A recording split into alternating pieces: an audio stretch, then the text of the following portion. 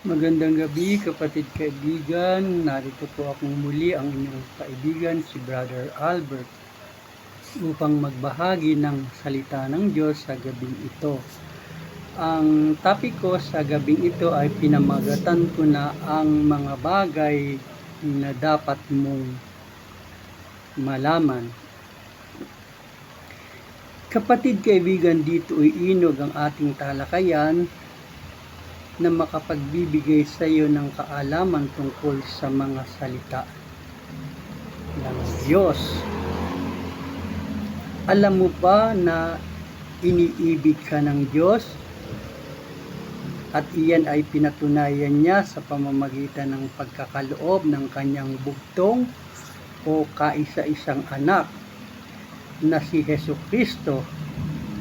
At iyan po ay ating matutunghayan sa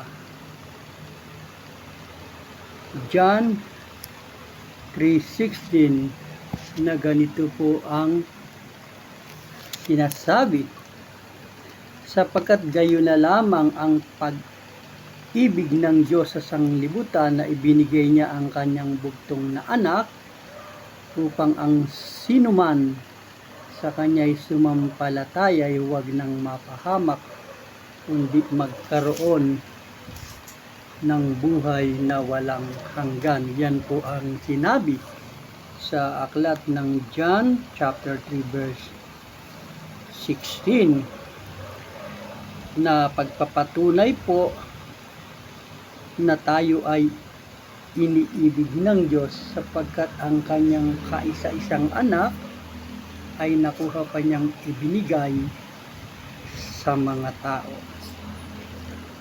Alam mo ba na binigyan ka ng Diyos ng buhay at pagkakaroon ng kasaganaan nito? At yan po naman ay pinatotohanan at natala sa aklat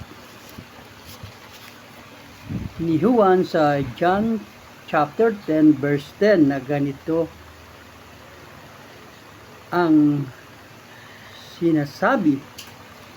Si Kristo po mismo ang nagsabing, ako'y naparito upang sila'y magkaroon ng buhay at magkaroon ng kasaganaan nito. Yan po ang sinabi sa John 10:10. Naitanong mo na ba marahil sa sarili mo, bakit hindi ko yata nararanasan ang sinasabing buhay at kasaganaan ng buhay na binabanggit? Kapatid kaibigan, mayroon kasing hadlang. At ang hadlang na ito ay ang kasalanan. Oo, tama ang narinig mo. Ang tao kasi ay makasalanan at nahiwalay sa Diyos. Kaya't hindi niya maaaring maranasan ang magandang plano ng Diyos sa kanyang buhay, kasama ng pagkakaroon ng kasaganaan at magandang buhay. Ang sabi po kasi sa Roma 3:23 ay ganito po ang sinasabi,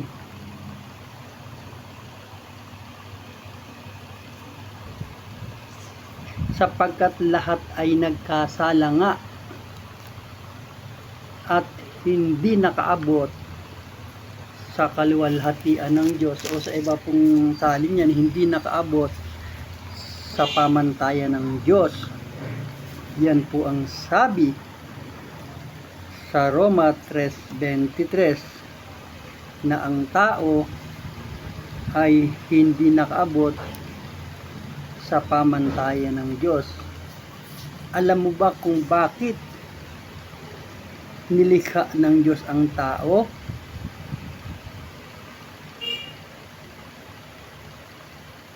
upang siya'y papurihan at lulatiin at parangalan ng tao. Yan po ang dahilan kung bakit nilikha ng Diyos ang tao. Tunghayan natin ang sinasabi sa unang Korinto chapter 6 verse 20, chapter 10 verse 31 na ganito ang sinasabi: sapagkat kayo'y binili sa halaga, luwalhatiin nga ninyo ng inyong katawan ang Diyos. Kaya kung kayo'y nagsisikain man, nagsisiinuman, o anuman ang inyong ginagawa, gawin ninyo ang lahat sa ikaluluwalhati ng Diyos. Yan po ang sabi sa 1 Chronicle chapter 16 verse 28 up to 29 at ganito naman ang sinabi: mangagbigay kayo sa Panginoon, kayong mga angkan ng mga bayan, mangagbigay kayo sa Panginoon ng kaluwalhatian at ng kalakasan. Inyong ibigay sa Panginoon ang kaluwalhatiang nararapat sa kanyang pangalan. Mangagdala kayo ng handog at magsiparoon kayo sa harap niya, inyong sambahin ang Panginoon sa ganda ng kabanalan. Yan po ang dahilan kung bakit nilikha ang tao, ay para magbigay papuri at kaluwalhatian sa Diyos.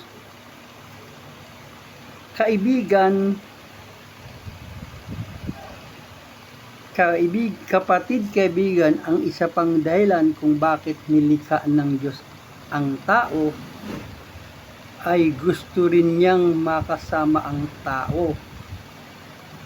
Subalit, ayaw ng taong na siya'y pasakop sa Diyos. Humiwalay siya ng daan at ito ang dahilan ng ikinasira ng kaugnayan niya sa Diyos at ang katigasan ng ulo ng tao nakikilala sa tahasang pagsuway sa pagwalang bahala ay nagpapatunay na tinatawag ng Biblia na kasalanan. At dahil dito, ang tao nga'y tuluyan ng nahiwalay sa Diyos. At dahil dito, nagkaroon ng malaking problema ang tao kung paano makakalapit muli sa Diyos, sapagkat ang Diyos ay banal, samantalang ang tao'y makasalanan. Ano po ang sinasabi tungkol sa tao? Tunghayan natin ang Roma, aklat ng Roma chapter 3 verse 10, 11 up to 12 na ganito ang sinasabi: gaya ng nasusulat, walang matuwid, wala kahit isa, walang nakakatalastas, walang humahanap sa Diyos. Silang lahat ay nagsilihis, magkakasamang nawalan ng saysay, walang gumagawa ng mabuti, wala kahit isa. Yan po inilarawan ng Biblia ang tao, na ang tao'y sumuway sa Diyos. Wala nga daw pong naghahanap sa Diyos Yun po ang sabi, nawala ng saysay. Magkakasamang nawala ng saysay, walang humahanap sa Diyos, walang gumagawa ng mabuti, wala kahit isa. Yan po ang tao. Ang masaklap pa, kapatid, kaibigan, ang naging bunga ng kasalanan at pagsuway ng tao ay kamatayan. Pisikal, kamatayang spiritual. Yun po kasi ang naging bunga ng pagsuway. Kaya nga po, ang mga tao, kahit po anong ingat natin sa ating katawan, kahit anong pangangalaga natin sa ating katawan, pagpapagamot, ito po ay paraan lamang para maprolong. Pero darating po ang panahon, anumang ingat sa pagkain, anumang ingat sa katawan, darating ang panahon, ang tao ay mamamatay at mamamatay. Kasi yun po ang naging sanhi ng pagsuway ng tao, ng ating magulang na si Eva at si Adan. Kaya kahit po anong ingat natin sa katawan, maaari pong mapahaba, maprolong, dahil maingat tayo sa pagkain, maingat sa katawan, hindi abusado. Pero ano pa mong ingat, darating po ang panahon na talagang lupang katawan ay mamamatay, sapagkat yun po ang naging bunga ng pagsuway at naging bunga ng kasalanan ay ang pagkakaroon ng kamatayang pisikal at kamatayang spiritual, o yung pong tinatawag namang pagkawalay sa Diyos magpakailanman. Yun po yung kamatayang spiritual. At bunga po ng pagsuway, yan po ay pinatunayan bilang pagpapatunay na ang bunga ng kasalanan ay kamatayan. Atin tunghayan kung ano ang sinasabi sa aklat ng Ezekiel chapter 18 verse 20, at ganito po ang sinabi: the soul that sinneth, it shall die. Ang kaluluwa daw pong nagkasalay, mamamatay.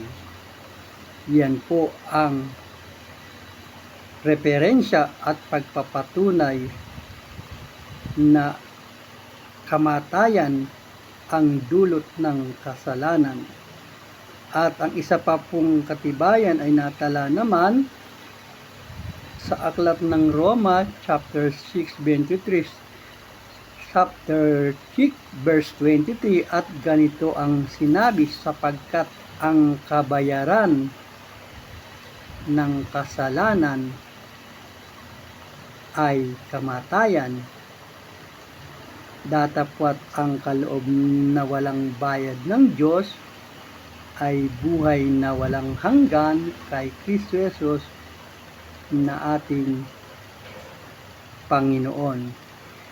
So, ang kabayaran daw po ng kasalanan ay kamatayan. Pero hindi po doon humihinto, na bagamat ang kabayaran ng kasalanan ay kamatayan, may pag-asa naman po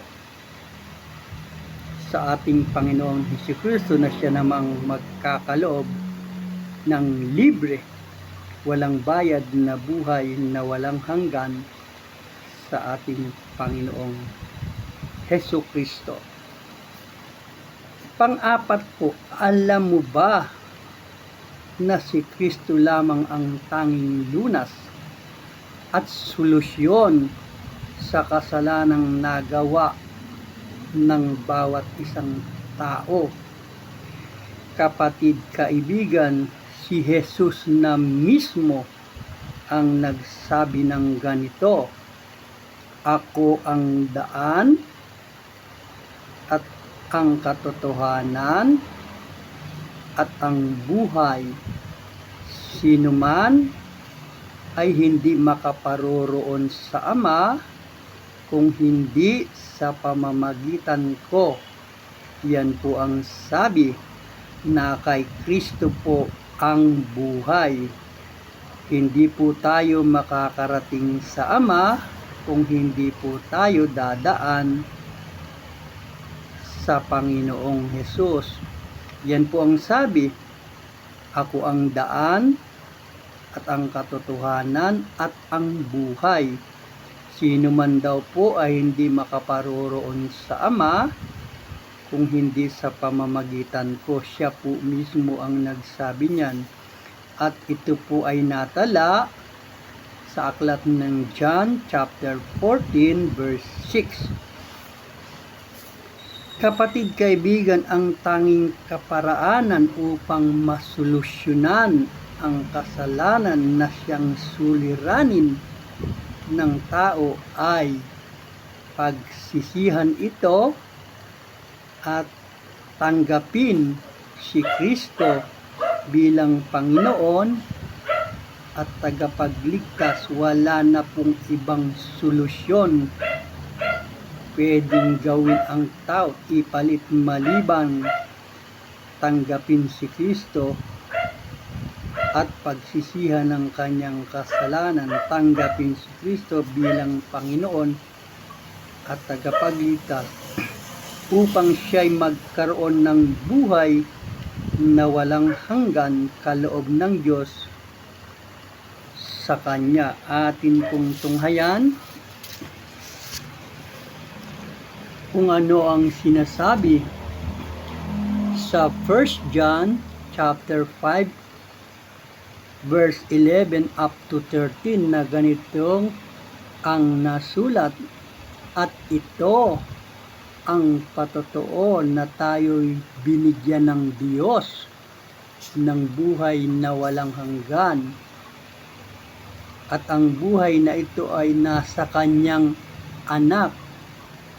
Kagaya po ng nabasa natin kanina, sinabi po ni Kristo, ako ang daan, ako ang katotohanan, at ako ang buhay. Ito naman po ay sinusuportahan ng 1 John 5:11-13 na kung saan at ang buhay na ito ay nasa Kanyang anak.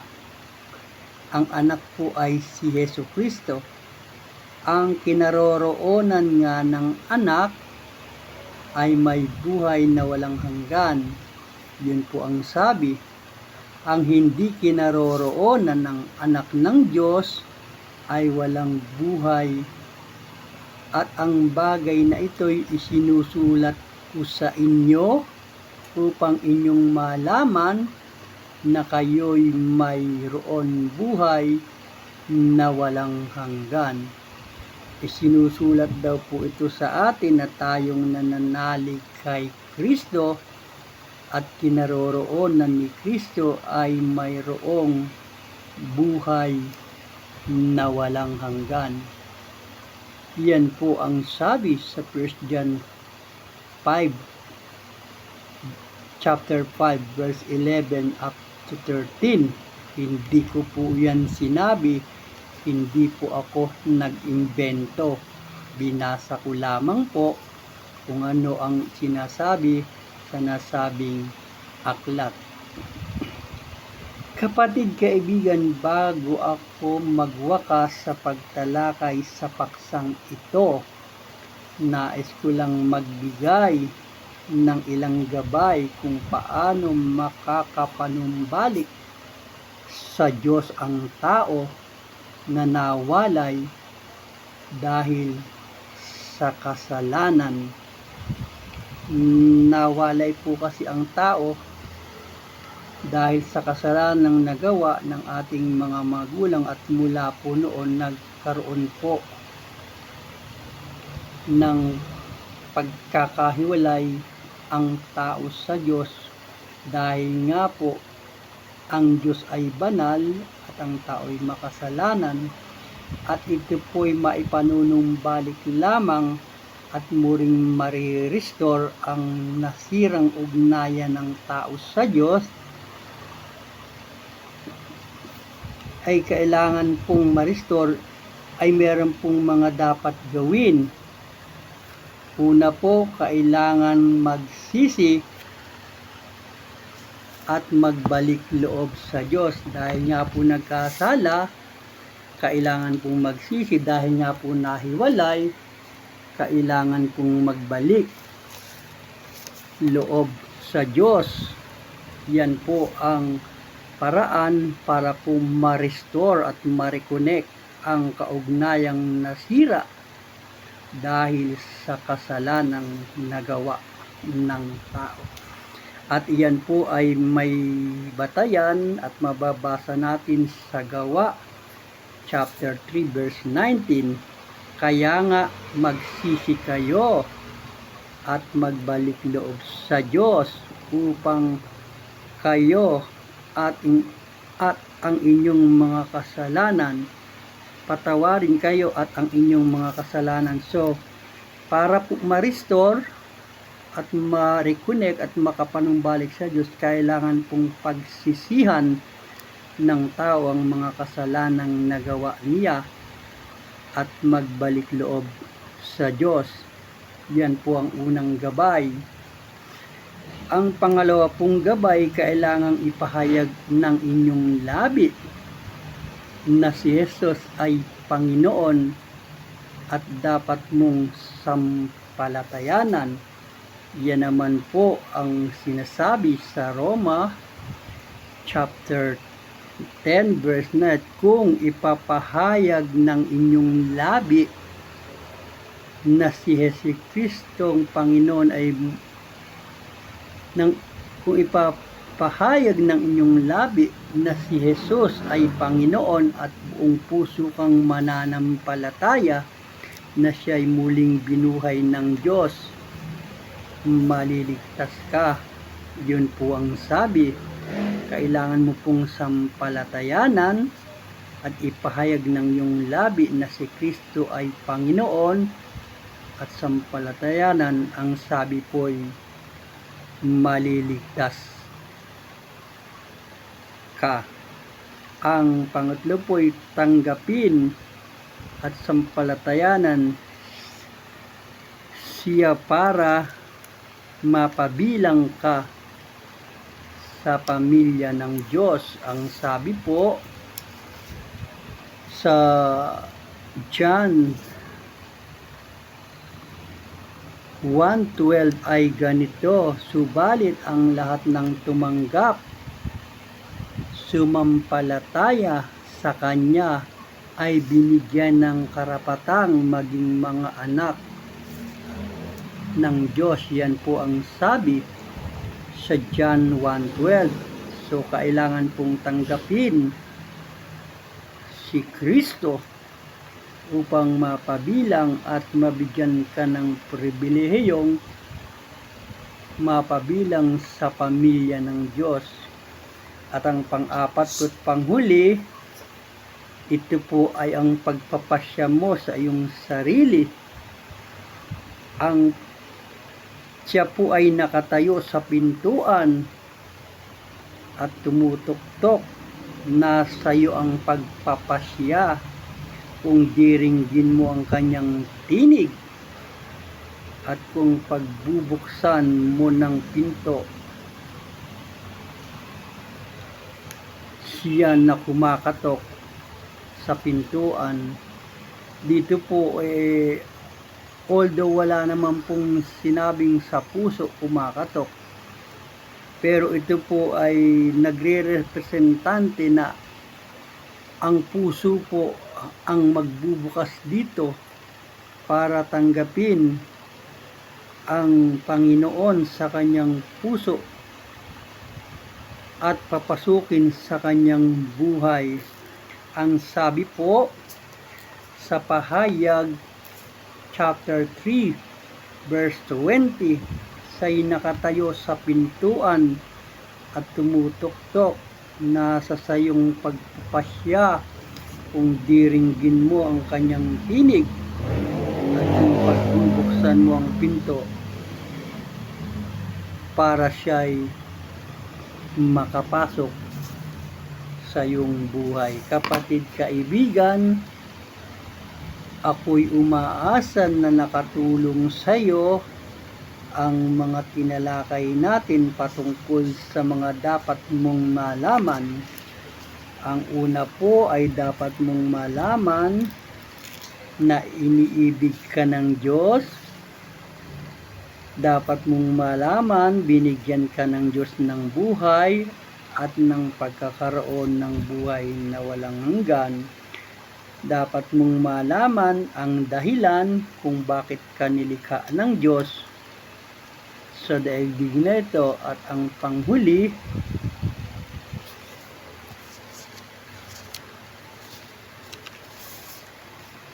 dapat mong malaman walang ibang tanging lunas at solusyon sa kasalanang nagawa ng bawat isang tao malibang si Jesucristo.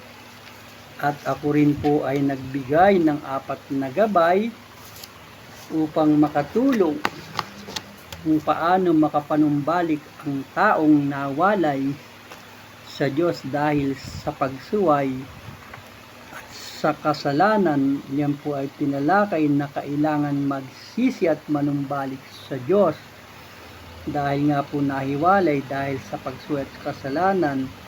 So wala pong kaugnayan ng tao sa Diyos. Kailangan pong itong ma-restore at ma-reconnect sa pamamagitan po ng pagsisisi sa kasalanang nagawa at pagbabalik loob sa Diyos. Yan po ang unang gabay para muling ma-restore at magkaroon muli ng kaugnayan ng tao sa Diyos. Pangalawa, kailangan ipapahayag ng kanyang labi na si Kristo'y Panginoon at dapat niyang sampalatayanan ito.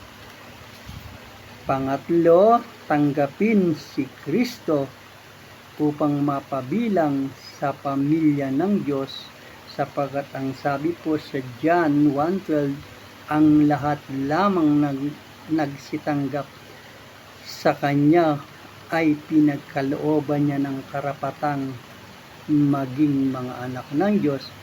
At ang panghuli, kapatid kaibigan, ay ang pagpapasyang hinahantay ng Diyos sa iyo samantalang siya'y nakatayo at tumutuktok sa pintuan. Siya ay naghahantay ng iyong kapasyahan kung siya ba'y iyong papapasukin, kung iyong diringgin sa iyong puso ang kanyang tinig at para tuluyang papasukin. Kapatid, ikaw ang magdidesisyon at magpapasya ng bagay na ito. Ako ay nagbigay lamang ng mga gabay, panuntunan. Sa huli, ikaw pa rin ang magpapasya. Tayo po ay manalangin.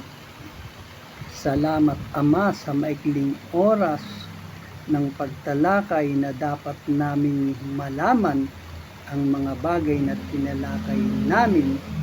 Dalangin ko Ama sa iyo ang mga taong nakapanood at nakarinig ng mga salita mo'y maunawaan nila itong lubos.